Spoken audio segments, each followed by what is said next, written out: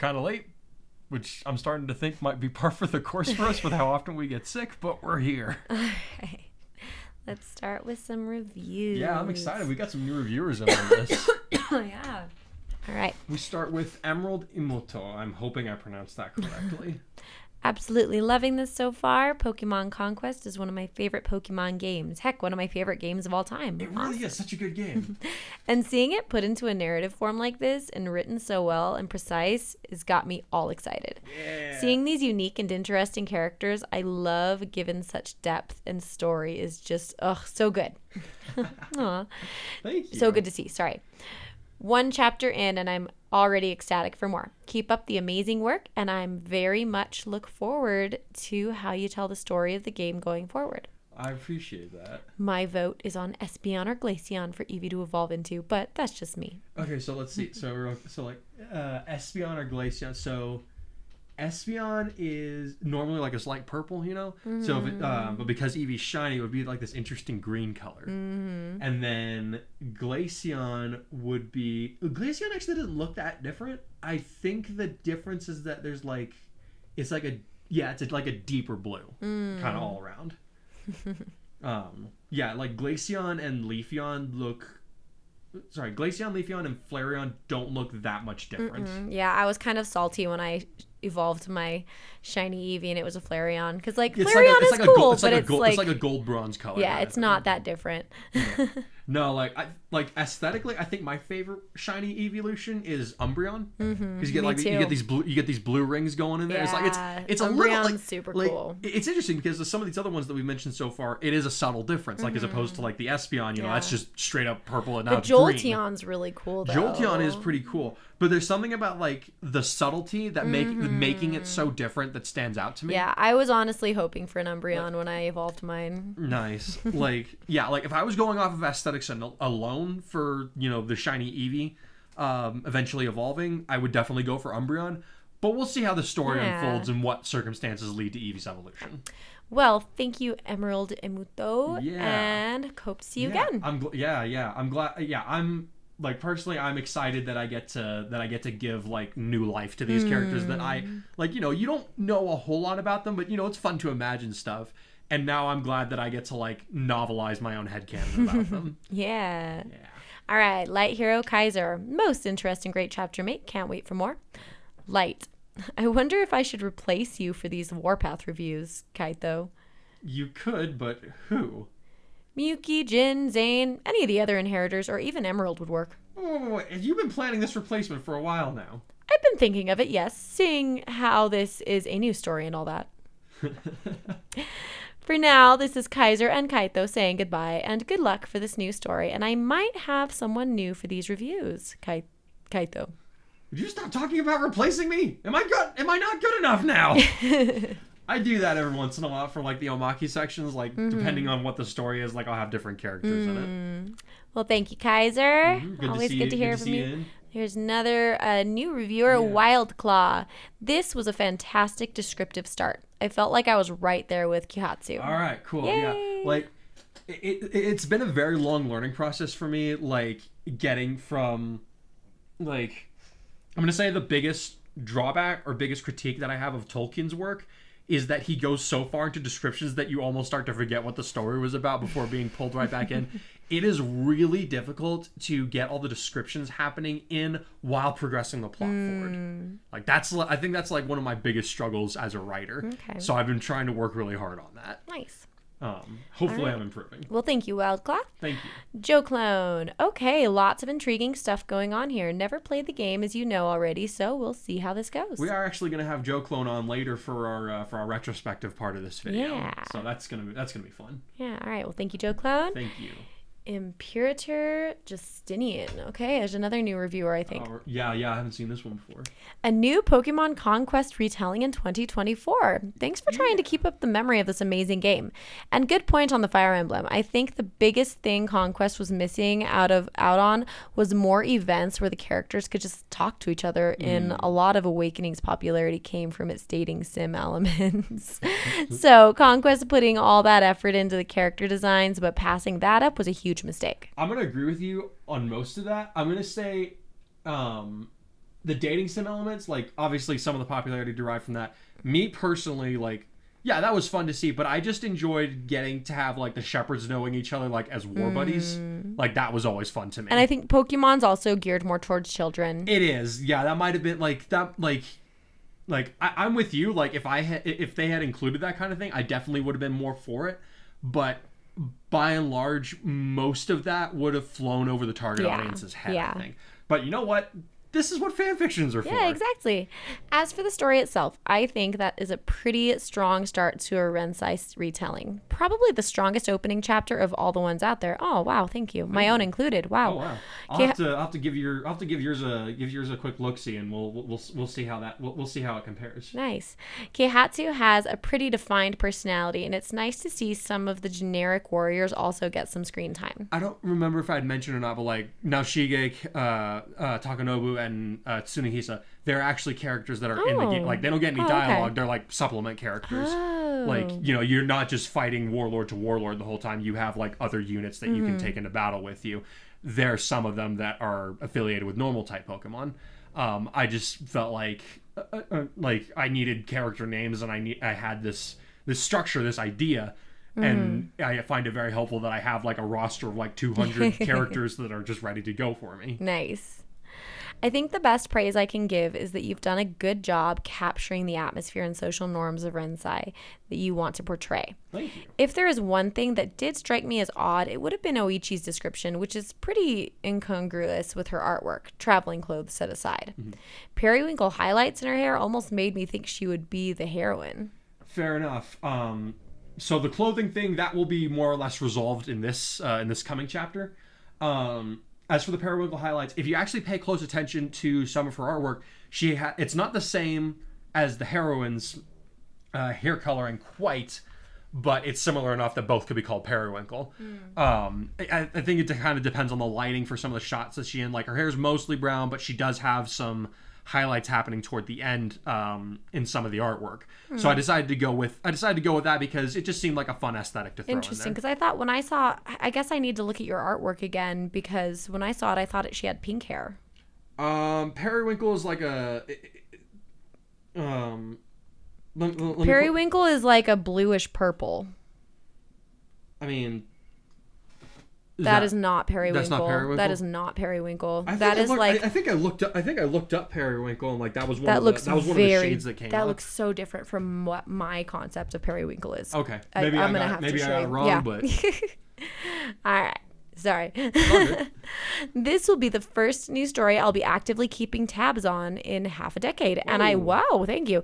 And I look forward to the next chapter. Well, I hope the next chapter lives up to your expectations. Awesome. Thank you so much. Yeah, wow, glad to... I feel like we're getting a pretty strong start here. Yeah, thank you. All right, Silly Kita. Wow, this is a pretty amazing start to what will be another great work, I'm sure. Thank you. Thank you. This chapter has everything one could want from an introductory installment. Swift and compelling character establishment, introduction to social hierarchy, and political workings. Laid groundwork for upcoming conflicts without an undue overt oppressive atmosphere. Don't think you are going for Attack on Titan vibes. No. And an Eevee.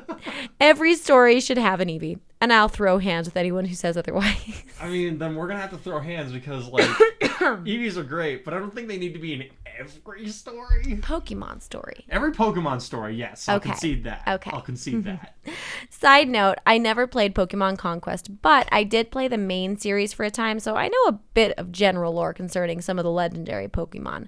Although I'm not sure how relevant that knowledge will be given the setting of this world in particular. If you're familiar with Generation 5 and back, or even like Generation 5 legendaries are kind of one of the main staples of this game. There will be others that are at least mentioned. But like that would be the main ones to familiarize yourself with, or if you're already familiar with, then you should be fine. Cool. Sorry, I got distracted because the pug was giving me a sad look. She always looks kind of sad. Oh gosh, no, she's looking extra cute right now. Okay. All right, sorry. We'll finish this so I can hold her. Okay, something that stood out to me in terms of the writing itself for this chapter was how the characters talked about other figures of prominence with one another. I say that in the sense that they talked about them as though they were a normal part of conversation instead of doing the typical anime/manga thing where somebody has to pause the conversation and have everything explained to them before the discussion can properly move forward. Discussion/fight. Yeah. Right? These characters all know who these people are. They don't need to have it explained to them. Based on what I'm seeing thus far, I imagine and hope that the necessary details will be made relevant as they arise through narrative circumstances, as opposed to an outright explanation every single time there's a new person among them. Okay, yeah. Okay, cool. Like, I wasn't... like, that's not something I did on purpose.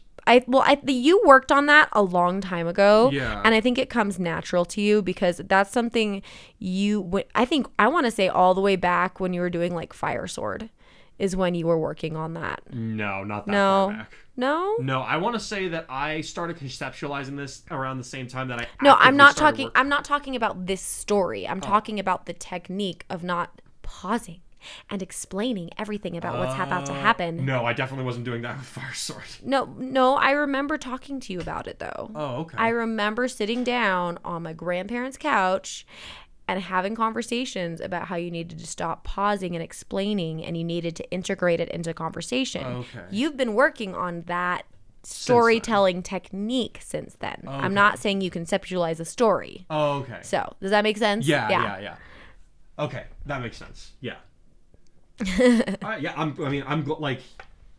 Yeah, it wasn't something that I went out of my way to do this time. Like, at this point, it just kind of, like, if that's the result you got, like, awesome. Good. I just, kind of went into the story like, okay, this just feels like the best way to get things. It's good that you're doing that subconsciously now. Okay, that's good. It's coming natural now. Cool.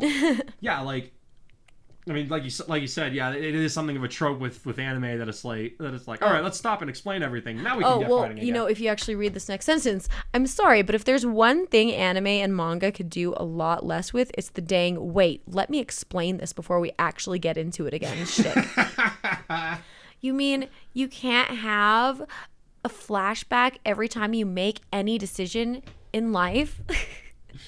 No. Every punch you pull, you have to think about your childhood and the big sad book. All right, sorry, that's a reference to our other fan fiction. I think Silly Kira would be yeah, Silly Kira knows that. All right. Yeah, okay, cool, he agrees. I'm improving. Awesome. Yay.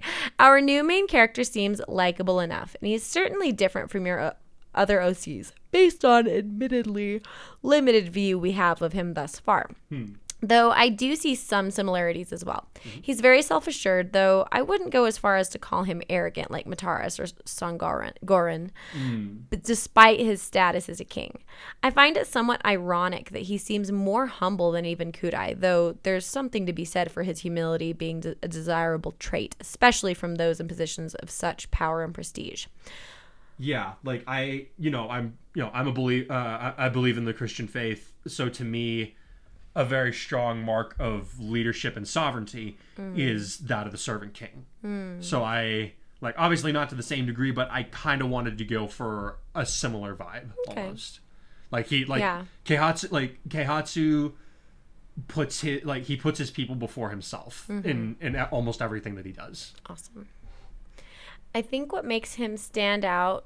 Hold on. Yeah, I think what makes him stand out on his own in particular as a character is that I don't think any of your other creations are as friendly as he is. Really? Dude literally just wants to go out and meet new people, which is really a trait. Isn't really a trait I remember being featured with any of your other OCs. That's a good point. Does Keihatsu have a particular meaning to it? I know you usually place a lot of importance on the names of your characters, and that usually relates to their identity or in some manner or another. So I'm curious about this one. So Keihatsu, so his word is formed from two kanji, Kei and Hatsu. If I'm remembering this correct, actually, hang on, I've got my notes here. I think you'll remember, like, I spent hours like combing through all the kanji that I could find. Oh yeah. For Keihatsu, like trying to figure out, like, okay, what's the best. Like, what's the best name that I can come up with for this guy? Sorry, I gotta... All right, while he's pulling that up, Okay, there we go. So, Keihatsu is divided into two kanji. Kei means duty, and the kanji for Hatsu in this one means first. So his name literally can be translated as duty first. Huh. All right. And that is certainly a character trait of his that will inform a lot of his actions in what he does. Nice. As I've been following your work for a while, not as long as some other people on this site, but long enough, this new story piques my interest for reasons outside the narrative itself. The most important, prominent thing among these is that, as I understand it, you got your start writing with the fantasy genre, something that you don't seem to have actually worked on in quite some time. The last few years seem to have had you working more in sci-fi/superhero categories, so I do have to wonder how it feels for you to return to this genre of fiction in particular.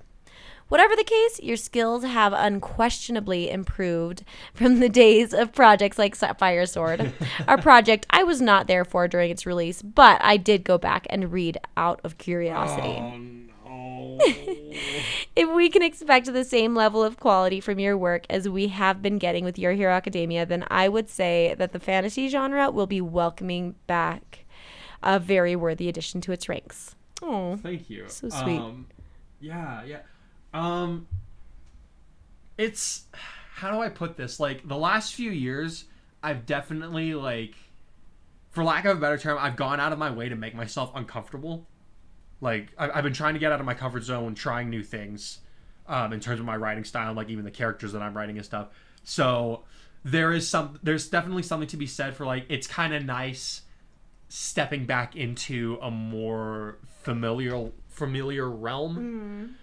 Even though the like it's under the fantasy genre, but like whereas before I've definitely been doing a lot of action adventure, this is like, and there will certainly be elements of that in the story as time goes on, but I'm centering this more on the political landscape. Yeah, this is more of a political drama. Yeah, right? Which I've not done before. So there's still me trying to keep myself out of my comfort zone, but at the same time, yeah, it is kind of nice to come back to something that I started with. Yeah, and I think, and it's also different because you have very specific lore that you're keeping to, and you bend the rules here and there, but not usually. Yeah, and then when it was your own fantasy genre, you made the rules. Yeah, right? I made the rules. I had to explore with it a little more. This is so it's similar, but at the same time, you still have those boundaries, yeah. right? I think the biggest thing that I'm breaking so far, for lack of a better term, is that in the Pokemon Conquest game, there's like 200 something Pokemon or something that you can get your hands on.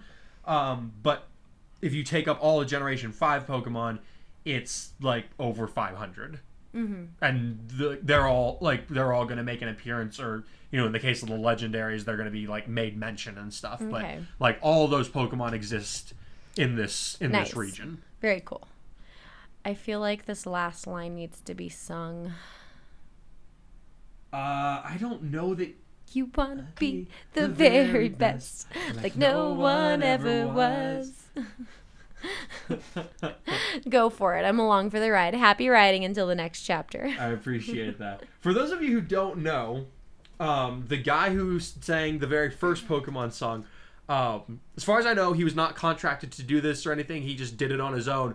But he wrote a final verse that he released like after Ash became a champion, and like his time as the main character for Pokemon is now over, and he released it as an homage to Ash, and it's an alteration of the first song. And like I heard it a couple times, and I was like, this is actually really cool. And I like that the singer apparently still liked the franchise enough that he would go and do that. That's very cool. Yeah, but so if you haven't heard it, just go look up like final Pokemon theme, and that'll pop up real quick. Nice. But I just played the original for my students the other day because they were begging for it. Oh, that's funny. All right. Well, that being said, that's all the reviews for today. Yeah. All so, right. Well, like I said, I hope this next chapter does meet everybody's expectations. I hate to disappoint, but I feel pretty good about it. So yay. I'll go ahead and let you guys listen to it, and we'll be on with Joe Clone later for a retrospective part of this chapter. All right. Catch you guys in a little bit. Burdens. When Oichi had bathed and been clothed, Keihatsu met her in his tea room, where he sometimes shared meals with his advisors whenever they needed a repast in private. 2 guards stood outside, each of them paired with a dojrio that stood ready to defend their leader to the death in the unlikely event that the room was attacked. Keihatsu himself had changed into more casual attire, having left his crown and armor in his room. Now he had donned a white robe similar to a kimono, a garment that allowed his skin to breathe easily in the warm atmosphere of the palace evening. He was busy reading at a low table that required him to sit on the matted floor of the room, though there were cushions provided to ease the strain that such a seating could put on one's legs after an extended period of time. He was going over the profiles of the staff officers that he and his advisor, Takanobu, would be taking with them to defend the border of his kingdom in the morning, when he heard a light tapping sound on the sliding door that served as the room's only entrance and exit. "The Lady Oichi to see you, Lord Keihatsu." The young man recognized the voice of one of his servants, and so he turned to see 2 silhouettes standing on the other side of the door, one of them short and portly, the other small and slender. "She may enter," he said as he rolled up the scroll that he had been studying. The door slid open with the sound of wood rasping, and into the room stepped Oichi, resplendent in a new white top with long sleeves, a pink cape that went down to her thighs but was tucked under a light blue sash, and a matching skirt that ended just above her knees. Her hair had been cleaned so that it now shone, and was done up with a purple bow that allowed her face to be seen more clearly. Somewhat to Keihatsu's bemusement, her feet were still bare. She bowed to him as she entered the room, then went to sit across from him at the low table without a word, her legs tucked under her. He noticed then that she conducted herself with an air of grace, as if she had been brought up as nobility. It would certainly explain her knowledge of the matters concerning Dragnor and its neighbors, he thought. Out loud he said to his servant, "Thank you for showing her here. Will the meal be ready soon?" "Yes, my lord," the chunky man answered swiftly. "As you requested, tea is being brought up for yourself and your guest, along with a full meal for the lady." "Very good," Keihatsu said gratefully. "You may go and attend to the matter. Please return when the food is prepared." "My lord." With that acknowledgement, the man closed the door and departed, his footsteps fading down the hallway on the polished wooden floor. "Pardon my rudeness in not partaking in the same meal as you, but I've already had my supper among the company of my advisors and noblemen," Keihatsu said to his guest. "It is hardly my place to complain about anything when you have extended such kindness to me," Oichi responded softly. "Truly, I am honored to spend any time with you at all, Lord Keihatsu." "The pleasure is all mine," he said with a mischievous smile. "Thanks to you, I have an excuse not to entertain House Kagemune. Lady of the house keeps trying to offer her daughter as a potential wife, though at this point I think she's just hoping for the girl to become a concubine." Making a face of disgust, he then added, "Not that I'd ever want one. Frankly, it's becoming a sore subject between me and all of them, me not wanting to be married off to some poor girl for the sake of status and convenience." Oishi's face reddened as she stammered, "So am I... Did you... Forgive me, but is that why I'm here, Lord Keihatsu? As a candidate?" Too late, the young man realized what he had unintentionally been alluding to, so he quickly said, "No, not at all. My deepest apologies, Lady Oichi. I swear I wasn't trying to imply that you were here under such a pretext. I merely meant to jest in good fun, but I can now see that it was in poor taste. 1,000 pardons, miss." He cringed at his own gaffe, hoping that he hadn't just scared the poor girl silly, given how frightened of him she already seemed to be. "Oh," she said, relaxing just a little, though the color on her face remained. "Good, then." "Oh," he said, pretending to clutch at a wound in his heart. "That's a tad harsh, don't you think?" "Pardon?" "Well, it's just that you seem rather repulsed by the idea in it of itself," he said with an awkward smile. Oichi cocked her head at him, thoroughly perplexed now. Forgive me, my lord," she stammered. Are you making another jest?" "Yeah, I do it quite often when I'm nervous," he said as he rubbed his face in embarrassment. "I also can't seem to shut up, but I'll do my best to stop if it would make you feel better." "You're nervous?" the girl asked, sounding as though she could not understand the words leaving her own mouth. "Why would you be?" "Oh, no particular reason other than I've got a lovely girl sitting across from me who I just met on the street, and I'm trying to have a meal with, but I just can't seem to keep myself composed for the life of me." He laughed, then froze mid-breath as he fully comprehended what he had just said. "I really can't seem to shut up when I'm scared, can I?" He hoped the tea would arrive soon so that he might have something to occupy his mouth rather than his own stupid words.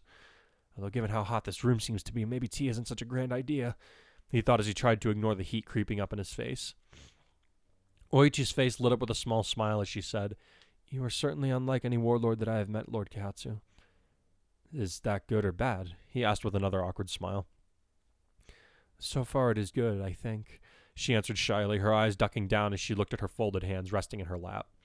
Quirking one of his eyebrows upward, he asked, "May I inquire of how many warlords I am being compared to?" Oichi froze for a second, as if catching herself, but she soon replied, I've met Lord Mitsuhide and his daughter Gracia a few times, as well as Lord Nobunaga. She shuddered at the mention of the last name, a movement not lost on Keihatsu. The ruler of Nixstorm is not a harsh man, but he carries himself with much aloofness, never speaking to common folk directly. However, I have seen his demeanor soften around his daughter. I believe she is the only thing that he really cares about in this world. I didn't even know he had a daughter. Keihatsu mused, his embarrassment now forgotten. How did you know about it? He was once again getting the feeling that Oichi was perhaps some kind of daughter from one of the noble houses of northern Rensai, given her carriage and knowledge of the political atmosphere in that region. The girl answered in a meek tone, "It is not uncommon knowledge outside of Nixstorm, my lord. However, he does his best to keep her sheltered from the rest of the world, not wanting to see her come to harm of any sort." Sensing that he would not get any more information if he pried into that matter, Keihatsu changed the subject slightly. All right then, what about Nobunaga? What is he like? He had heard tales of the warrior who reigned supreme in the land of the dragons, but discounted most of these as wild rumors, given that none of his sources had ever actually met the man, or even anyone closely associated with him. If this girl was telling the truth, he might just be in for a rather interesting topic of discussion. Oichi's eyes clouded over as she answered in a barely audible voice. Proud, strong, unwavering in his resolve. It is said that no warrior can stand before him without breaking. No one has been able to best match him in battle? Keihatsu asked in a serious tone. None, Oichi said with a firm shake of her head. His power is so great he was able to force the Pokemon Zekrom to obey his will.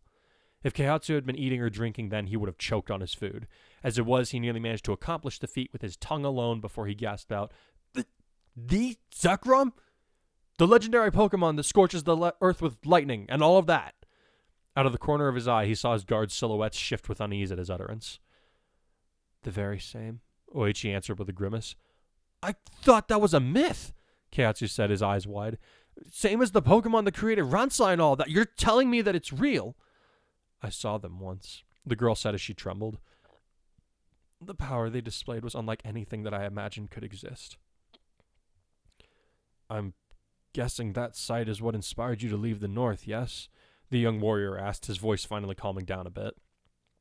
It is, Oichi answered quietly. And you've never stayed anywhere since you started running, am I right?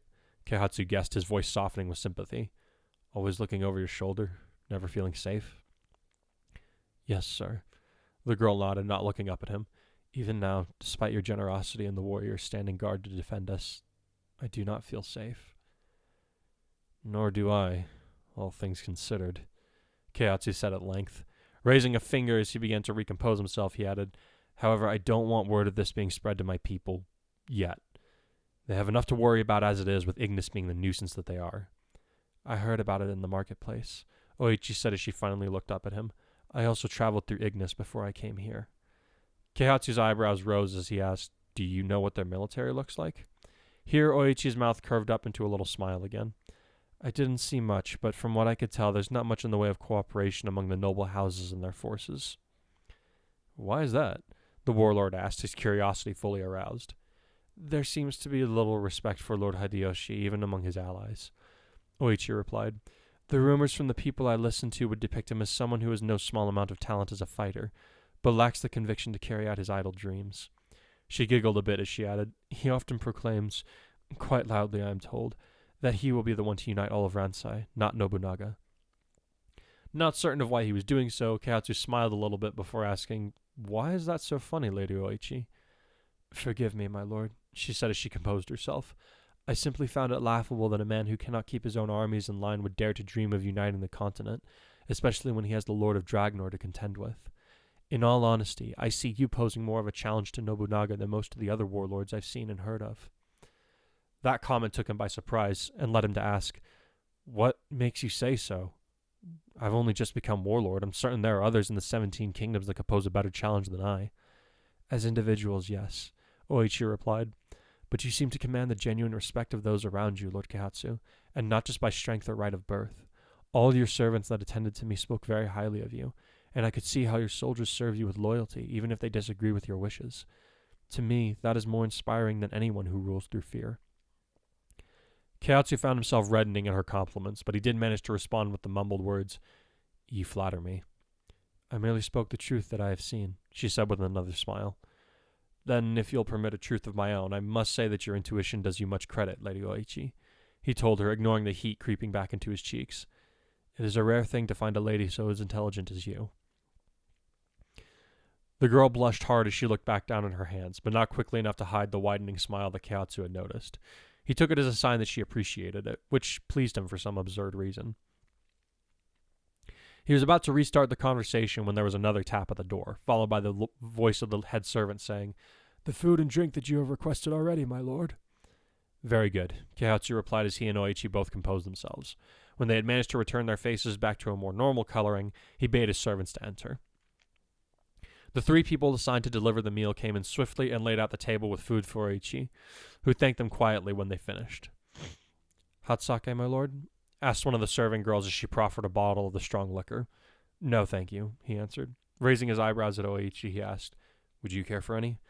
"No, tea will be fine, thank you," she replied. "Very well," the woman said as she stepped away with the bottle, to be replaced by another carrying a pot of steaming water and a small cup filled with strong-smelling herbs. Their task completed, the servants left as quietly as they had come, sliding the door shut behind them. When they were gone, Keihatsu returned to the question that he had been about to ask before they came. "So, what are your plans now?" he inquired after Oichi had a chance to eat some of the hot miso soup that had been served to them while he prepared tea for the both of them. He noted that although she had to be famished, she ate with proper manners befitting the high-born of Ransai, furthering his theory about her origins. After swallowing a mouthful of soup, the girl looked up from her food and asked, "Beg pardon, my lord?" "You mentioned trying to get as far away from the north as possible," he reminded her. "The only place further south than my kingdom is Fontaine, so will you go there?" "That is my intention, yes." The girl nodded. "Oh," Keihatsu said, trying not to sound too disappointed in the fact. "Would you—" He trailed off, not sure that what he had been about to ask would be appropriate. "Yes, my lord?" she inquired of him, setting her eating utensils down, indicating that she was willing to give him her full attention. "May as well," he thought before taking the plunge. "Fontaine is not much further south than my realm, so I was wondering if you might reconsider your plans," he asked as quickly as he could without tripping over the words. "There is room for you here, in the palace." Oichi was startled enough that she jerked her head backward, slightly with widened eyes, but she answered, "I would not wish to be a burden on you, my lord. As you have mentioned, you have far more to worry about than the well-being of a nobody like me, and I could hardly imagine that your advisors and suitors would acquiesce to my presence quietly, if at all. I couldn't care less about those after my hand merely for the sake of the throne I sit in, and my advisors serve me and my interests, not the other way around," Keihatsu answered with a slight eye roll. "Have you any other concerns?" Well, what would you have me do here in your home?" the timid girl asked. "Surely you can't simply have me as a guest for an indefinite period of time. It wouldn't be seemly, nor would it do your dignity any good, I imagine, having a useless servant." "Now who's calling you useless?" Keihatsu said with a frown. "From what I can tell, you seem to have been brought up a noble, or at least have knowledge of their workings, so I imagine you have some skills that I can make use of. You are also well-traveled, which means that you have some insight into the workings and geography of other kingdoms that would prove invaluable should any of them turn hostile on us." Oichi appeared startled again, but he pressed on, saying, "That aside, I'll be honest. I don't know why I'd like to see you stay with me, Lady Oichi. I don't know you at all, and yet I wish to change that. Perhaps I'm lonely, and you seem like a nice person to get to know." "Lonely?" Oichi asked, tilting her head slightly in confusion. "I don't understand, my lord. You're surrounded by people that trust and serve you, not to mention that you seem to have garnered the affections of many people here in the city. How can you be lonely?" Keihatsu laughed at that, nearly spilling the tea that he had begun to pour. "Lady Oichi, do you know how many times I've been able to have dinner among friends since I took the throne? People that I can speak to without worrying that they are trying to curry favor with me as to advance their own ambitions months or even years from now?" "I don't," she replied simply. "Though judging from the look on your face, I would say it's not often." "Try not once," he said a trifle bitterly.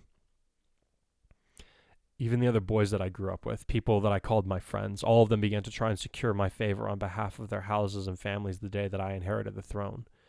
It was as though every genuine bond that I had spent my life forging was severed the moment my father passed into the void and left me with his throne. The closest I come to reliving these moments is when I sit down in private with my advisor Naoshige, but such times are always spent among others, and only preside over matters of state. There is nothing that could be described as personal during those talks." "That must have been hard," Oichi said sympathetically. "Yes, it was." Keihatsu sighed heavily. It is the hardest thing I have ever had to endure, made even more so by the fact that, other than Evie, I cannot confide in anyone about it. Then what makes you wish to speak to me in confidence? The young warlord searched his guest's eyes closely as she asked him the question that had begun to form in the back of his mind. In them he saw kindness and a complete lack of guile, nothing to suggest that she was anything other than a genuinely sympathetic person. Your eyes remind me of Evie when I first met him, he admitted. They tell me that you are somebody worth trusting. Oichi appeared thoughtful for a moment as she took her tea from him. After a few quiet sips of the hot beverage, she asked, So you simply wish for me to act as a confidant? Well, if we must put a label on it, then yes, he answered with a shrug. I understand if you want to say no. This is, as I said, all rather odd. If you wish to go on your way, I will order a guide to accompany you to Fontaine in the morning. You may also keep the clothes as a gift from me. And if I accept, she inquired, then you will accompany me to the border of Ignis and Aurora when I leave in the morning, Keihatsu replied. It will be a week's journey just to get there, so we'll have plenty of time to talk on the way. And what if we end up not liking each other very much? Oichi asked with a teasing sort of smile, which he returned. Well, in that unlikely event, I'll allow you to leave my service under the same conditions that I've already listed, he declared as he set his cup down. You sound rather confident in spite of the fact that we are all but strangers to each other. Well, as I told you, I've had to get good at reading people. Keihatsu chuckled.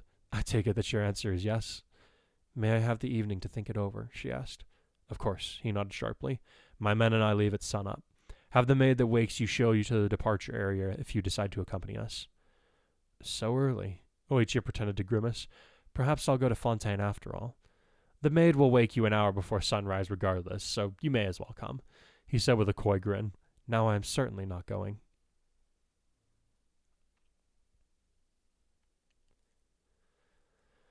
Keihatsu woke early the next day, feeling as though he had barely laid his head down to rest. He and Oichi had stayed up talking until the moon was well past its zenith, discussing history and various legends that they had been raised on. He also spoke of his mother, who had been the only one of his father's concubines to bear him a child, and the difficulties that had surrounded him as he grew up as a result of that fact. He told her about how there had been a time when he feared for his and his mother's life due to various subtle, and some not-so-subtle, attempts to get them both killed by order of his father's wife, and how it only stopped when his mother agreed to leave the kingdom in exchange for her son's safety. After that, the politics between the other three concubines and his father's wife had only escalated, though he was kept out of it, ironically, per the queen's agreement with his mother, and due to the fact that his father had no other heirs. Events culminated when two of the concubines conspired together and murdered the other mistress, then the queen. He had been told that they planned to settle things between them with a battle after that, as they both were talented warriors alongside their Pokémon, and had made many such wagers before then, but his father had executed them both in a rage before they could do so. All of this took place before Keihatsu's 9th birthday. Ever since the day that his mother left, he had heard nothing from her, good or ill. He had often dreamed of going on a quest to find her, or at least her final resting place, if that was the case. Now that he was warlord of Aurora, it seemed that he was going to be too busy working for the rest of his life to be able to find her. Oichi was an excellent listener all throughout his narrative, but she spoke little of her own family, saying only that she had been raised by an elder brother since their father had been too sick and elderly to care for her by the time that she had come along, and her mother had passed shortly after her birth. She said that she had been called a miracle child for much of her life because her parents were thought to be too old to conceive children anymore.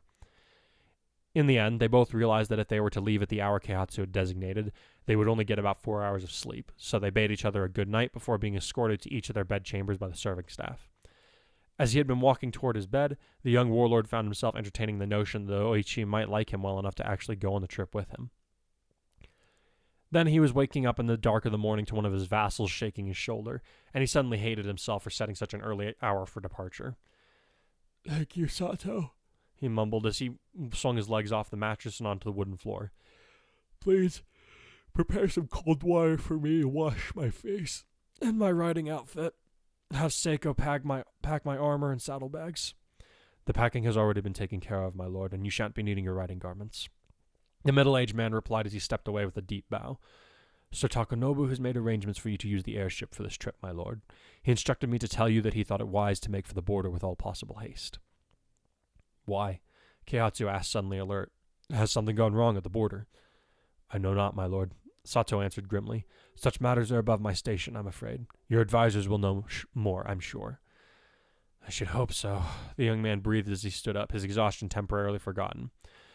Right then, as I said, I need some cold water if I'm going to keep my eyes open for longer than 10 minutes. If you could also have Seiko inform Lady Oichi of the change in plans, I would be grateful. Done speaking, he headed toward the side room where Evie spent his nights. Lady Oichi? Sato repeated as he headed toward the main door, unfamiliar with the name. Wait, then the rumors of you bringing a girl into the palace in the evening, that will be all, thank you, Keihatsu interjected as he approached the other door in his room. He heard Sato deliver an apology as he slid the door open to Evie's little room, but he had ignored it out of irritation. If he's already hearing rumors, I'll be even more glad to be away for a few days, he thought as he approached his partner's bed, who was still fast asleep. Kneeling in front of the little creature, he reached out and ruffled the fur on his head, causing him to grunt drowsily as he came to consciousness. Oh, don't you complain, you got twice as much sleep as I did, Keihatsu said as he gave Evie a final pat on the head and stood up. Come on, we've got an airship to catch. The little sand-colored Pokemon let out another grunt, but with his psychic link, Keihatsu knew exactly what his partner was saying. Yes, I know, it's my own fault I didn't get enough sleep, but what was I supposed to do? Another grunt from Evie saw to him clicking his tongue and saying, Oh, that's rich coming from you, with all the cute looks you were giving her on our way home. His Pokemon let out a little trill that sounded suspiciously close to laughter, coupled with another silent message through their minds. Upon hearing both, Keihatsu sighed and murmured under his breath, Yes, she is very nice. I'm glad you like her too.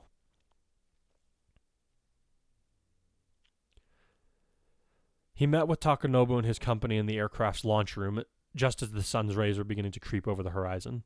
As soon as he came into the room, he noticed that Naoshige and Tsunehisa were standing with their colleague, all of them looking displeased, bordering on distressed. Oh dear, he thought resignedly as he started walking toward them. Putting on a smile, he and Evie approached the council so that he could say, Good morning to you all. Come to see me off, Naoshige, Tsunehisa? We have come to address your lack of caution, such as it is, my lord, the elderly advisor said through clenched teeth. Mere hours after you say you will not consider marriage to an eligible candidate from a noble house, you bring into your palace some street urchin who looks as though she has barely come of age. Mind your volume, the things you implicate, and your tone, Keihatsu replied sternly, his smile gone and the full force of his commanding personality emerging as Evie growled up at the old man. It is time they remember proper who commands whom in this country. Once again, he did not raise his voice, but there was no mistaking that he was the one in charge. She is not a street urchin, and in the seemingly likely case that it escaped that gray head of yours, I only came of age just myself, weeks before my coronation. The other counselors blinked in surprise as Tsunehisa's wrinkled skin flushed red with embarrassment from the severe blows to his pride. Never, in all time that they had known him, had Keihatsu spoken so rudely to anybody, much less one of the senior members of his staff. Seeing that they were now sufficiently cowed, the young warlord said, Now, I want this to be the last time the subject of my marital status arises in our conversations, unless I am the one to initiate the discussion on the matter. Am I clear? The two younger members of the council nodded their understanding immediately, but Tsunehisa took a moment longer to reply. Keihatsu's eyes narrowed as he took a step closer to his most senior advisor and asked, Is there a problem, Sir Tsunehisa, or shall I leave the stewardship of my kingdom to another in my absence? The old man's eyes flicked away in uncertainty as he recognized the threat. Stand down in this instance or be removed from the council in disgrace. At long last, he answered, There is no problem, Lord Keihatsu. I understand the order perfectly. Good, the young man said curtly. Lady Oichi and I merely shared a meal and a lengthy discussion on personal matters, nothing untoward. Not that I should have to justify my behavior to any of you. I believe that Sir Tsunehisa's concern lies in the possibility that you no longer value our opinions, my lord, Naoshige said when the silence began to stretch into an uncomfortable length. I do not believe that he meant any disrespect. Yet he was disrespectful nonetheless. Keihatsu replied firmly as he stepped back to form a rough square with the three men, Evie planted resolutely by his side. I do value your opinions and experience, truly. Even if I do not always agree with what you have to say, I have done my best to utilize your wisdom where my lack of experience becomes apparent. However, there are certain matters where I rely on no one but my own conscience to make these decisions, and this is one of them. Understand this. Different opinions I will always welcome, but not a lack of respect. As you say, Lord Keihatsu, Naoshige replied with a head bow. Takanobu, are the men ready to go? Yes, my lord, his youngest advisor nodded. I thought it best that we take the airship instead of traveling by carrier Pokemon. Yes, Sato informed me of that fact, but not why, Keihatsu nodded. Why the sudden desire for greater swiftness? A delegation from Greenleaf is set to visit in a week's time, my lord. Tsunehisa answered. There is a possibility that representatives from Fontaine will also be coming. I suggested the change in plans as I assumed that you would want to greet them in person if at all possible. Travel by land would remove such a possibility as it takes a week simply to get to the border. Besides, the quicker that we arrive, the sooner we can drive off the invaders that come, Takanobu added. With your permission, my lord. Yes, it's a sound idea. Keihatsu nodded while Evie sniffed at the air and turned around. Get the men on board, then. We're awaiting only one more member of our party. One more member? Nashige inquired. Is there a new warrior going along? No, Keihatsu answered as Evie's tail began to wag before letting out an excited bark. They are a personal guest of mine. Tsunehisa's eyes widened before he groaned. Please, my lord, tell me that you aren't. I am, and that's that, their master said through gritted teeth before looking over his shoulder to see Oichi approaching behind one of the palace maids, though they were still a fair distance away. Turning back to look each of them in the eye, he added, I am ordering all of you right now. Treat Oichi as though she were a born and noble of this kingdom. Takanobu, I expect your men to treat her with the same respect. Yes, Lord Keihatsu, he said with a swift bow before leaving to carry out the instructions to his men, who were all still standing at attention near the aircraft that would serve as their transport.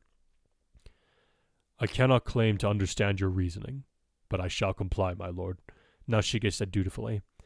Then came Tsunehisa, who looked as though he might pop a blood vessel any moment now. Before he could open his mouth to utter any kind of a protest, Keihatsu preempted him by saying, I want my kingdom the way that I left her upon my return, all right?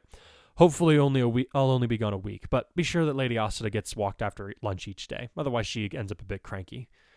She is my cousin, my lord, I am well aware of. Also, see if you can't do something about your attitude, the young man said with a cold smile. I know it's probably too late for you to be changing your ways, but one can hope, no? Good luck, then. With that parting sally, Keihatsu left to meet Oichi halfway across the launching chamber. You decided to stay, then, he said with a smile as they stopped in front of one another. The maid took her leave while Oichi answered, Yes, I know that someday Nobunaga will come down to lay waste to this land, but I have decided I would rather enjoy the beauty of this country and the company of its people while they can still be appreciated. Keihatsu blinked at her a few times before he said, Life and soul of the celebration, are you? While he was speaking, Evie was sitting by Oichi's foot, gazing up at her with adoring eyes. Seeing it, he added, Hey, I'm your partner. Why don't I get looks like that? Evie made a coughing sound without looking over, and Keihatsu responded, Even if that's the truth, you don't have to be so harsh about it. What did he say? The girl inquired as she looked down at the little Pokemon. Something to the effect of how I'm not much to look at, he answered in a disgruntled tone. In case you were wondering, yes, you are allowed to pet him. Thank you, my lord, she said softly as she knelt to pat the soft fur on his head. He's very handsome. Don't tell him that. He'll be insufferable. Keihatsu chuckled, pleased that they were getting along already. He's already proud of the fact that his grandfather was a partner of Fontaine's last warlord. He does not need another reason to brag. You two are close, then? Oichi asked as she stood up, looping her arm through his when he offered it to her. Since I was 4 years old, he nodded as he smiled down at his partner. Met him while I was playing in the royal gardens with my mother. He'd escaped the nursery where our infant Pokemon are kept. Found him hiding in some bushes, and ever since then, we've been inseparable. He seems to be a different color to the Eevee that I have seen in my travels, she commented as they approached a large airship that resembled an oblong metal balloon with a giant fan sprouting from the sides and rear of the vessel. Yes, it's an odd occurrence that it happens to about, 1 in 100,000 Pokemon, Keihatsu explained. There doesn't seem to be any connection between the ones that are born different than their brethren, and those that are never seem to sire a child with the same oddity. I do believe I've heard of this condition, though I've never seen it myself, Oichi said as she looked down at the little creature, who was still wagging his bushy tail excitedly. It's been some time since I studied Pokemon biology, though I do not recall the condition being counted as a malady. No, not one that needs curing anyhow. Keihatsu answered as they came to a set of stairs that led up to the side of the craft, where a door could be seen on the side of the big structure. Soldiers were lined up like statues every 5 steps on either side, their Pokemon standing in front of them at attention as their master and his guest began to ascend. The royal caretaker checks up on him once a month for a physical, and every time she says the same thing. He's healthy and fit enough to wrestle a Taurus. They put the conversation on hold as they reached the top step, where Takanobu was waiting for them in his full battle armor. He stood to attention as they approached the open door and said, My lord, Lady Oichi, we stand ready to depart as soon as all of my men have boarded. Quarters have been prepared for you both if you wish to take a rest, and the bridge will be ready to receive you whenever you deem fit. Very good, Keihatsu said approvingly, noting that his subordinate had addressed his guest as he had wished. Get your men on board, then. I want to be taking off in 10 minutes. Yes, Lord.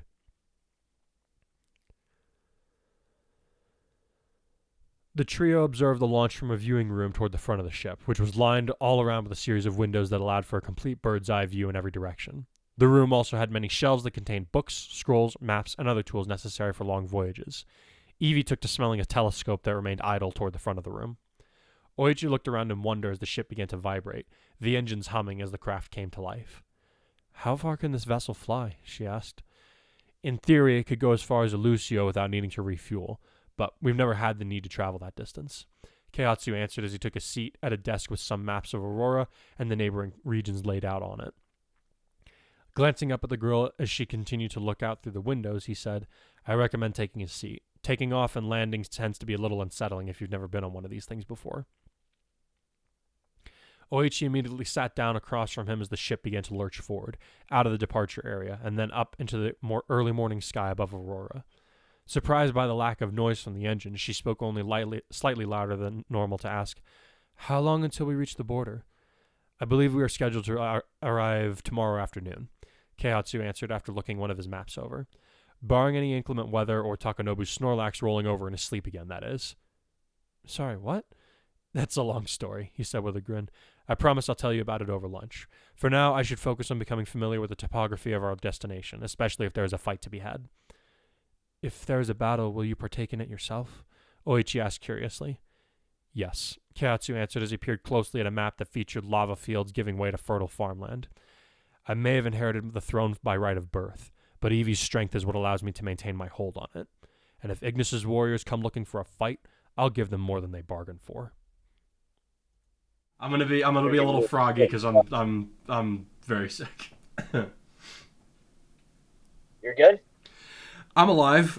That's good. Yeah. I heard you got sick. I hope you're doing okay. I mean, it's.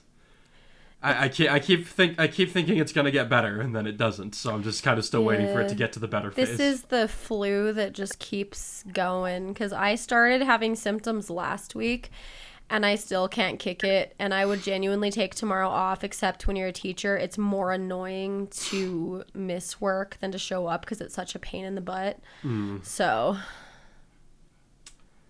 Yeah, it's awesome. Yeah. What was I gonna say? So we are here to talk about Pokemon Warpath. Yes. And if I'm remembering correctly, you have not played the game that this is based on. I have not. No. Okay. All right. So you're actually you're in the same category as Becca. I've explained some stuff about the game to Becca, but for the most part, the readers that I've gotten are already familiar with the subject material. So that kind of puts you in an interesting category. Oh, really? That's interesting. Yeah. Most of the I haven't read too much into the reviews that have been getting put up for this new one, but from what I've seen, it seems to be from people who are already familiar with the game. That's really cool. Mm-hmm. So are we just doing what we? So the chapter that I read you yesterday. Okay. That's I submitted that to I gave that to Joe Clone to read. Okay. So he's gone through it as well. I was gonna kind of get some of his thoughts on the matter, and kind of like what you've been following my stuff for a few years now. I can't. Was it Fire Sword or was it Star Sword that you started with? I don't remember. It was one of those two, though. It was one of those two. I started them at around the same time, so it could have just as easily been both. But yeah, I was trying to remember. I was just on a big sword. Hang on a second. You're cutting out pretty bad. Online kick at Sword Art Online was okay for me to read. Oh, sorry. Anything Sword Art Online was for me to read at that point in my life. So yeah. So naturally, I found you. Fair. Yep. Fair enough. I was in the same phase. Yeah. I was gonna say. So one of my questions for you is as someone who has been following my work for a long while, is there anything in particular about this story that you see standing out as opposed to works that I've done before?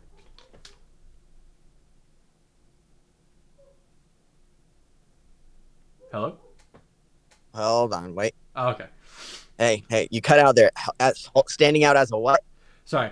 And anything standing? Is there anything that's standing out, like as opposed to works that I've so like you've been following my stuff for a while. I'm trying to figure out like is there anything that you're noticing like that's different from my usual projects or from things that I've done, like things that I usually do? I feel like there's a definite improvement in your style. Like if you compare like Your Hero Academia to what you used to write which was like what Inheritance of a Dragon Slayer or Yeah, something, yeah. or like Yeah, yeah like I can definitely see that improvement. yeah yeah. I was reading with, some of my with old this, stuff. I was reading some of my old stuff just the other night, and I was like, "Oh God, why do I leave this up? I leave this up, and I have to tell myself, I'm like, I leave this up as a reminder. It's a reminder as to how far I've come." yes, you have explained that. But not just in terms of quality, but like is there anything that like you expected me to do and I haven't done it yet, or what have you? Actually, none at all, because never read a Pokemon fan fiction before. Up until that I shared in my Discord server. Uh huh. It's yeah, that one was called This Way. It's a Pokemon and Mandalorian crossover, Oh, that's and cool. yeah, I don't and think. that was pretty interesting, just because like I followed that DeviantArt, and he was just posting a few stuff, so I was like, oh, okay, I'll Interesting. give this a quick read. So Okay. yeah, it's Interesting. basically the Mandalorian meets the cast of the anime. So Interesting. Which cast? he mixes it up. Like Oh, okay. there's characters from all of the seasons in there. Oh, So That's okay. cool. yeah, All right. Cool. How fun. Very it's fun. kind of funny. He's got this bit where Grogu uses the Force to hit Iris in the head a lot. Oh. I Oh. mean, not that she doesn't deserve it, but It's cute. It's cute. that's okay. That's Yeah. fun. That's fun. I imagine that the little I imagine that Grogu and Axu get into it a little bit. Yeah, yeah. This is before season 2 in the show, when that story takes place. But Okay. back to your story. Uh-huh. Um, I've never I never got too much into the Pokemon games myself Okay. up until Go, and then slowly I've been accumulating Pokemon knowledge, Okay. and yeah, Conquest has always slipped through the cracks. I So mean, it's kind of a. I'm not gonna say it's a niche game, but it was like it was a one-off kind of Yeah, it's thing. kind of it's a one-off that is very hard to come by nowadays. Yeah, yeah, this is yeah, that it's true. a one little picture I obscure. sent you, that one picture I sent you of the video game store with it in there. You remember the price it was? Yep, yep. It's like $20 more than it was when it was first released. Yikes. I was talking Yeah. to a friend of mine who she's been getting into the Pokemon Mystery Dungeon games lately, and Ooh. she was like everybody keeps telling me she's like everything that I read and everybody keeps telling me that the best one is Pokemon Mystery Dungeon Explorers of Sky. She's like I really want to get that one. She's like but they're all like $160. Yeah. So like she was about to head out. She was about to head out on a road trip, and I was like, do you want to borrow mine? She's like, you have it? I was like, I want it back, but yes, you can borrow it. Awesome. Oh yeah, she was very happy. Yeah, I was very excited about that. She's like, yes, the next 8 hours aren't gonna suck. Yeah. And then yeah, so in terms of my exposure to Conquest, Mm-hmm. like the only thing I knew about it was from a Nintendo magazine, Mm-hmm. and then just word of mouth at certain points in my life, which was very sporadic. Yeah. Like, oh, whoa, okay, hold So on. like, so this I'm game coming up on came my out. turn. So this game Are you came out driving? when this game came out when the Nintendo 3DS was like still a new thing, because like on the box it's like it'll say it's like this is compatible with the 3DS, but it's not in 3D. Like it's a Nintendo Yeah. DS game. So like at that time there were a few games that were released that had to have that clarification on it. That's right. Yeah. Yeah, yeah. So there was Okay. there was that. So but So it was like one of the last like DS games for Pokemon. That's right. Yeah. And yeah. So in terms of like knowing the story, nothing at all. Awesome. So, Cool. yeah. Nice. And the most I know is just what a few of the characters looked like because when I won your prize last year, and you told me I was going to create a character for this. Yeah. I had to go to the wiki to look up what some of the characters looked like. I actually have that image up right now, like as part of the video. Oh, that's cool. That's Yeah. cool. I Sorry, wish I could what were see you it. going to say? Because he was interrupting. Yeah. So I had to look at the characters to just kind of get a feel of like what this style of clothing is supposed to be because it described it in the wiki as like between samurai-esque and modern day, and I'm like, wait, what? So yeah.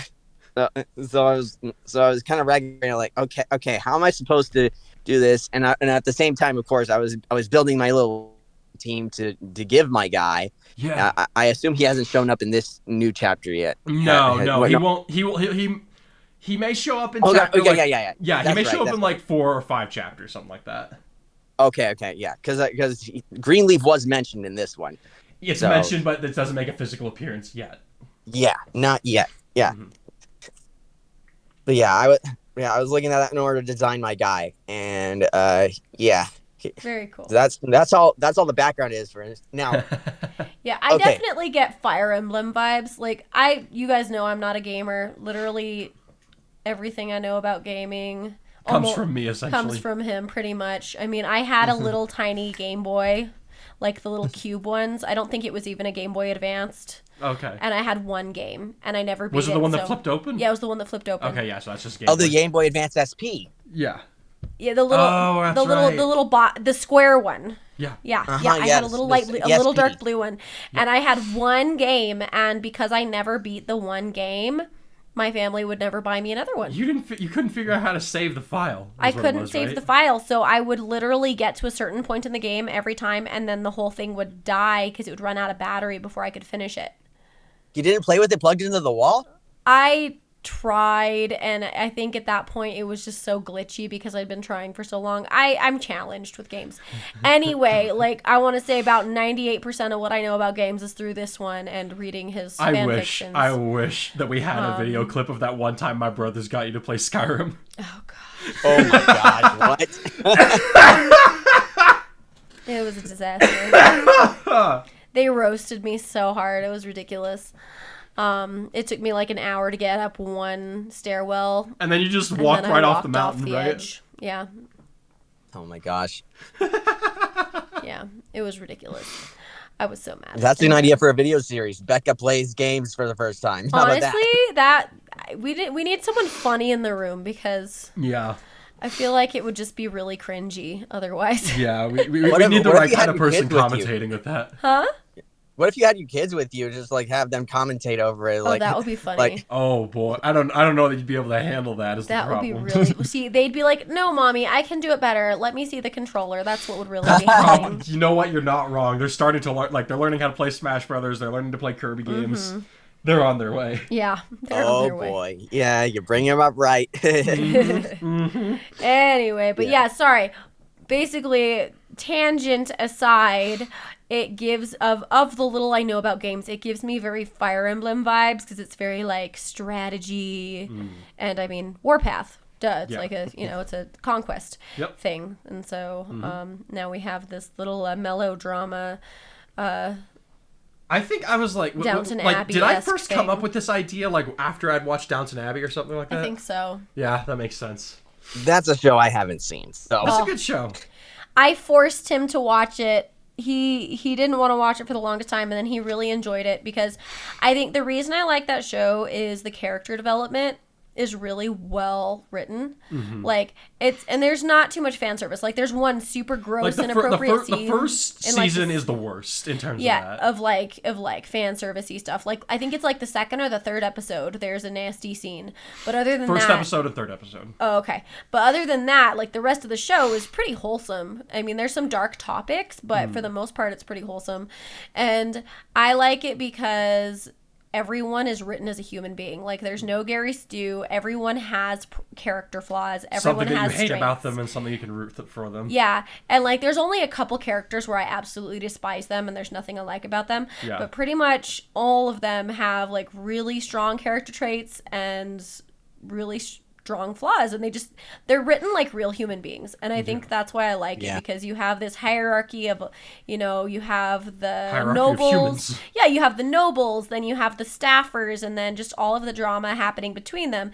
And I think that just bringing the humanity into the story, because the story itself, like, it's decent, but it's everyone's character interactions that make it really interesting and just, I don't know, something that you can keep following. And so I think that's what inspired a lot of this, because I think it's really intriguing. It's I feel like at this point in most of my thing. stories, I've had at least one person throw hands by this point in some form or fashion. There's been no like actual altercation. Yeah, and it's it's based on Pokemon, so you'd expect there to be a battle like right out the gate, but I haven't done that yet. Yeah, it's not quite there yet. And speaking of which, it's interesting that you mentioned character development, because holy cow. So What's this? So like okay, right off the bat, when I started reading the chapter, actually, you know what? It might be a good idea if I just pull it up really quick so I can remind myself. Yeah, and bear in mind that at this point in the video, we're putting this part of the video after I've done the audio drama, so spoilers are fine for the chapter that you just read. Yeah, I was assuming that's how it was gonna be. Yeah. So yeah, right at the top here, like when I started reading, it was yeah, I was kind of surprised that it was them just gonna have a little dinner. Yeah. And the conversation there was a little bit awkward. A little bit. Very awkward. Yeah, but in a cute way, because I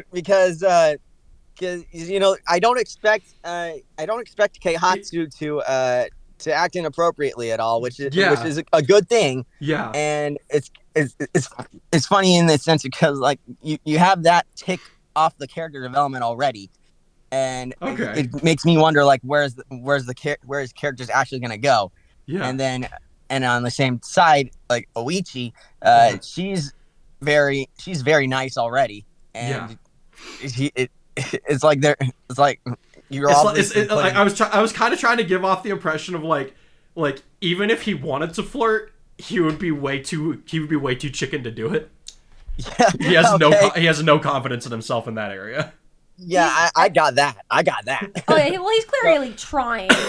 He's failing horribly, and I think he wasn't really like, that wasn't his intent. Like, it kind of happens, and he's just really bad at it. I think it's also it's interesting that that's the way you put it, because from what I understand in the game, you just bump into this person. It's like, hi, I'm gonna help you. Let's Basically, go. yeah. And it's like, typical weird game start. And so you had to kind of lend context. How would this make sense? Like, I didn't even like. Yeah, more or less. I'm just a random person who bumped into you, and I just happen to know all these things about a neighboring country. Let's go fight. Not even a neighboring country. Dragnor's like on the other side of the continent. Yeah. Neighboring, like, yeah, right. No. The neighbors are the Fire Nation. Ignis, sorry.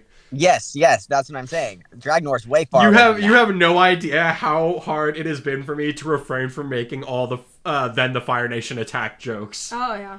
In this story, because the first interaction in the game is literally Ignis, the Fire Nation, invading you.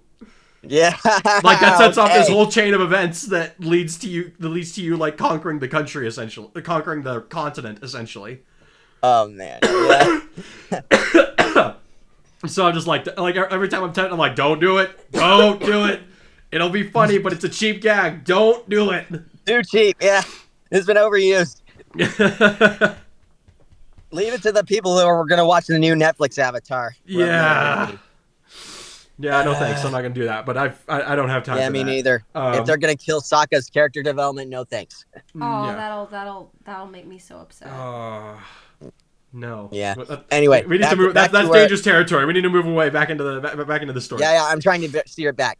So I appreciate it. So okay, so you have a pretty favorable impression of their dynamic, if nothing else. Yeah, and Oichi is very nice. And I'm very curious about her background because she is still being very vague about a lot of stuff. Yeah. So yeah. And so for people who haven't played the game, especially, like I definitely wanted to go for this kind of thing. Okay. Because again, Beck has never played the game, so she knows things about this character because I've had to tell her to have her help me with editing foreshadowing stuff. But like for the most part, she doesn't know a whole she didn't know a whole lot about her character when she was introduced. So I'm glad that I'm able to. I'm glad that I was able to write the interactions in a way that it sounds like, you know, whether you have or haven't known this character, you can still get something new out of her. Yeah, it was interesting. I was kind of in Keihatsu's shoes while they were talking though, because like it's kind of hard for me to kind of read her mood, you know. Yeah, I feel like he's having an easier time than I was. So a little bit. I think, you know, as the token girl who's always like the buddy of the guys, that's just always been, I my know... brothers are here. Huh? My brothers just came into the car. Okay, cool. So as that call. person, yeah, I think that it's easy to sorry, I lost my train of thought. As the girl buddy of the group. As the girl buddy of the group, talking to all my guy friends, I know that especially nowadays, it's really hard to just even approach a girl without being suspected of being a creep. And so, like, I know guys who are, like, genuinely afraid to, like, walk on a sidewalk behind a woman because they don't want to make her feel uncomfortable, so they'll straight up, like, walk across the street and try to go the other way, not to make them uncomfortable. And, like, now it's so awkward. And so I'm like, oh, man, so now you have this guy who's literally, like, really powerful, and he doesn't want her to feel coerced. He's just trying to have a conversation, but he's just very awkward. So I can only imagine. There's also the reputation of his father that he's got that hanging over him. Oh, His dad was just straight up a philanderer. Speaking of that, like, when you mentioned the women, I was like, oh wow, okay. Yeah. Like, I was honestly kind of surprised at my own audacity when I started creating the concept for this character, because I don't like people like that. I hate people like that. Like, those are some of the most despicable people to me. But I've had to learn over the years. It's like, okay, just because I write a character, especially if I write a bad guy who does things, that does not mean that I myself would do those things or that I agree to them. Mm-hmm. Yeah. And it's like, it's a stupid, it sounds like a really stupid thing, but I have to tell myself it when I'm going into this kind of thing. Yeah. Yeah, it's like a detachment of yourself from the character you're writing. Yes. Right? Mm-hmm. Yes. I mean, by the way, did you catch the Easter egg of his father's name? Oh, actually, Avoki. Oh, what was his father's name again? Avoki. Ahoki. Avoki. Yeah. Okay. I'm trying to. I did not catch it. Oh man. We've been throwing up pictures of the guy that wore that thing in your server. Ooh, I didn't. Kanohi Avoki. Not I don't ringing get any it either, buddy. It's the Mask of Light, buddy. Wait a minute. Yeah. Oh my god. I was like, if anybody's gonna get this, Joe Clone will. Nope. Okay. See that? Okay. The thing about Bionicle, though, I wasn't too much into the mask names because there were just way too many of them. Mm-hmm. Dude, I think I still have like a good 80% of them memorized. Well, you're kind of man. Go back and do. I was more into like the species names and stuff, like the Rakshi and the Borok and the Baraki and the Paraka. I didn't just memorize the species. I knew what masks were attached to those things. The Rakshi had the Krata, the Borok had the Krana. Then there was the Borok Call. They were the special elite ones. When I was on eBay last night, just looking at stuff to add to the wish list, I saw some Borok Va down there too. Ooh. Yeah, you remember those things? Yes. Yes. See, and then it cracks me up because then they have there's like the videos now of the dyslexic people reading, and it's like, and then a blah, blah, blah, blah, took a walk with his friend a blah, blah, blah, blah, And anytime I say something from that universe, that sounds like and you. so my brain, because I have the dyslexic brain that just automatically wants to skip over all those complicated words that I don't recognize. Fair enough. Just But don't yeah, start like I speaking- wanted to have a name that was like kind of cool sounding, at least to me, but also like, I gotta have an Easter egg in there somewhere. Yeah, you gotta. That's really yeah. cool. I'm sorry that I missed that. No, it's okay. It's okay. Excuse me, Okay. I'm dying. I'm like overheating and dying so bad right now. But Yeah. Okay, so they get done with Keihatsu's proposal to have her come along with him, yes. and then What'd you think And of then- what'd you real quick? What'd you think of Evie's characterization throughout this whole thing? interesting. It makes me think about what he's actually saying, because if this is from Keihatsu's point of view, then shouldn't we actually be hearing an approximation of Evie's thoughts rather than just Keihatsu so the kind of Pokemon himself? So they don't so like the way that I understand this link thing is that they don't communicate with words, at least from the Pokemon side of things, except in rare circumstances where like the Pokemon actually learns how to talk. So instead I kind of went for more like I went more for the dynamic of how Aragon and Saphira used to be, like at the beginning of the series, like when they were first learning to communicate with each other, like they just used emotions and images to talk to one another, as opposed to actual words. All right. So Yeah, I still haven't read that and, like I series. feel like to me it felt like it would be a lot more interesting and just straight like challenging to me to limit my to kind of in a way not limit but liberate myself from the constraint of language from the Pokemon's end. Okay. And it forces Yeah. me to learn how to communicate with my readers in a way that does not involve speech. Yeah, and I think you did a really good job with that too. Okay, thanks. It's just like, it's just not. It's just like it made me wonder like if we would ever have like language from Eevee, but if not, that's still really good. No, not from Eevee. Yeah. Okay. There will be certain Pokemon that can speak and will speak, but Eevee, like Maybe most of them are not most of them are not going to be. All right. I'm expecting a Meowth in there somewhere. It'll probably happen at some point. I don't know. Maybe we'll get a Meowth that's a real smart ass. I don't know. Oh boy.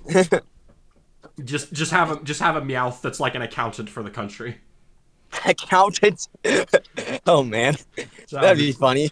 I'm like oh no, I just got ideas. Huh. Oh, I might have to work boy. with this. Okay. Excuse me. Man, we might have Oh, to. my brother says make him a bureaucrat. Make him a bureaucrat? That I would be mean- amazing. A bureaucrat Pokemon. That can talk. Yep. He said he'd be a bureaucrat. Say again. Sorry, say again. Yeah, that's my brother Daniel, not Okay, your yeah. son. Oh, nice. It's a good name. Yeah. All right, is, bureaucrat, yeah. bureaucrat Meowth. I may have to work that in there. Oh my gosh! Look what you have done. That's amazing. I love that idea. Oh man. And he said it turns out to be a Ditto. Oh, that's amazing. I actually have something. I don't know if I've told even you about this, but I have something really interesting planned for a Ditto.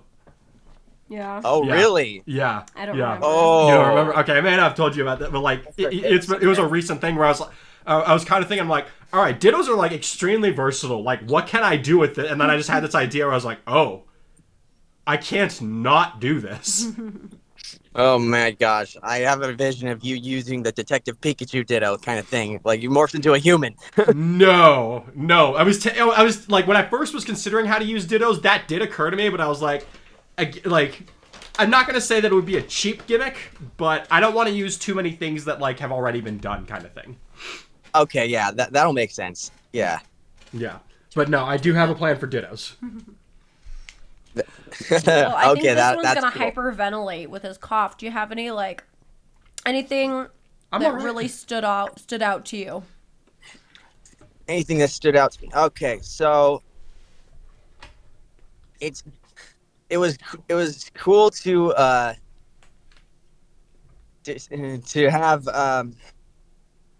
have them talk, and then quiet boys, please quiet.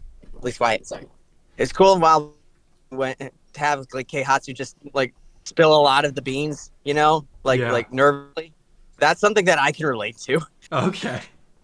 Yeah, he's Yeah, like, it's like, I kind of wanted to give I kind of wanted to give like a sense of like this poor guy, yeah, like not like I want like I wanted to the feeling at the beginning of this chapter is like the idea that not all that glitters is gold, right? yeah, Because like we have Oichi talking to him about how like you've got all this amazing things going for you, like your people like genuinely respect and love you, and that's not something that every ruler has. And she's like, why would you say that you're lonely? And he's like, well, it's not all it's cracked up to be. yeah. I was like, oh man, yeah. It like when you wrote down that his friends kind of started to just treat him more like a tool rather Yeah. than for their own stuff. I was like, oh, that checks out. That's And I like to that's think that real. like the worst part is that they don't like they're not even doing it like for some of them at least, like I would like to think the worst part is that they're not even doing it on purpose, but because his position is so integrated into who So he is now, like he it's is very the king. lucrative. He is the Yeah. king. He like that. There's no distinguishing Keihatsu from the warlord at this point. They are one and the same. So because of that, people do have to treat him differently. Yeah. And it's unfortunate that those relationships that he had now have to change. And something to remember is like this guy's like 16 years old. So like Yeah. it's a difficult enough time. It's a difficult enough of an age to start navigating those complex, social emotional cues and patterns. Now he has to relearn a lot of those. That's hard enough Yep. to do in a normal situation. Forget being the king of some millions of people. Yeah, just try being a teenager. But yeah, no, okay. So what I'm getting out of this is that it seems like I've managed to make this character relatable enough to hold people's interest. Well, at least to me. Yeah, I don't know about other readers, but yeah. I mean, yeah. That's one of the reasons we're doing this now, so I can get like a more direct interaction like with your guys' thoughts. This last time I did this with Silver and Robin. Yeah. So I, eventually again I'll have them on and I'll kind of get their thoughts as to what was happening and all that. But I'm glad that sorry. From what I've seen of the reviews so far, it seems like people are liking this character that I've made. Basically, he was a like I don't know how much I could say it's my character that I've made, but the character in the game is pretty much a blank slate. Like he literally has no dialogue. Other than like general battle cries. So I'm like, I've got a canvas. Now I need to add I've got a very basic image. I gotta like fill in all the details myself. Yeah. When games give you a character like that, you can do pretty much whatever you want with it. I mean, you see a lot of that in a lot of the Fire Emblem stories, like with the Yeah. Especially the early ones when you were just like the tactician character. yeah, Right? yeah, Uh-huh. yep, 100%. Yeah. I've read some of those. Some of those are like really really good. So it's the scariest thing to a writer is a blank page, but but there's something strangely inviting about like being handed a page that has like almost everything you need to make it work. Oh, yeah, I see what you're saying there. Yeah. It's like all right, this isn't done, but I can finish it and I can do it well, Okay. Yeah. kind of thing. That's I don't know if that I wonder makes if sense. it makes sense. I'm just starting to think of like, what could I do? You know? Well, 'Cause- it's like a skeleton. You have the skeleton of the story, and you need to flesh it out and give it Give it the flesh, give it the right? tendons, ligaments. flush it out, dress it up, Yep. give it sunglasses. There you go. There you go. All right. Is there anything that you're like looking forward to from this series, or anything that you're like afraid of happening again? I don't know about afraid of happening again because this is a series. This is a story about war, so I'm expecting some deaths to happen. Oh yeah. Yeah, not from the And main I'm not. characters. I'm not. I mean, again, you don't take me at my word. Wait for the product to come out because I taught you all. It's like, no, don't take me at my word. I'm gonna lie to you to some degree. Yeah. But yeah, no, you're right. The Pokemon it is called Pokemon Warpath. There's gonna be war. There's gonna be a hell of a lot of death, and there's not gonna be there's not gonna be cheap resurrections happening. I'll tell you that. Oh yeah. I'm not expecting any cheap resurrections. I think that was a one and done deal. Yep. Yeah. Yep. That was like. Don't worry, I'm not as bitter as Silver on that one though. So I actually had an interesting conversation with him the other day. He was like, let's be real for a minute. He was like, he's like, all the reasons that I hate Kudai are all meta reasons. He's like, the character himself, I actually like him and I want to root for him. He's like, but everything that you've done outside of the story, that's why I hate.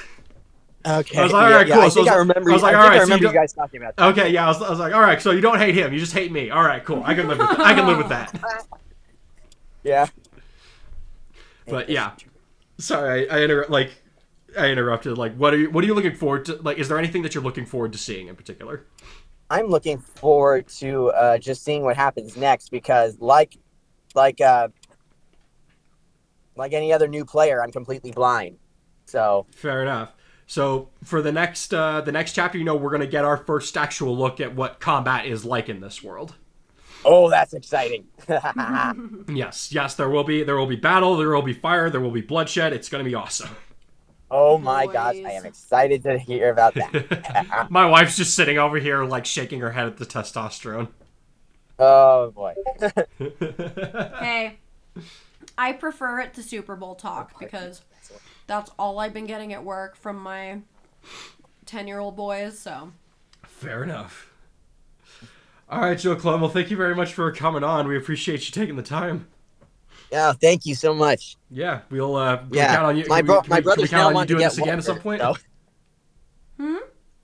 My brothers now want to get Whataburger, so. All right, have fun. Bunch of Philistines go to McDonald's. Hey, that's where I went. So. Oh, because you went there, they have to go somewhere else. But all right, Yeah. I hope we get to do this with you again sometime. This was fun. Yeah, I would love that. right. Thanks for having me on. All Yep, right, thank all you, right. Joe Clone, and thank you, Joe Clone's brothers, for being accommodating. Yes, we'll get to work on them. We'll get to work on Meowth accountant or bureaucrat. Oh boy. Okay. It would be funny if you had like a bunch of bureaucrats of mouth all arguing. We'll get into the bureaucrats in a couple chapters, so we'll get a better look at that. Yeah. This game takes place in like a kind of a pseudo Pseudo-feudal old style Japan. Japan. Yeah, so make of that what you will, Daniel. Yeah. All right, guys. We'll catch you next time. All right. Bye. Bye-bye.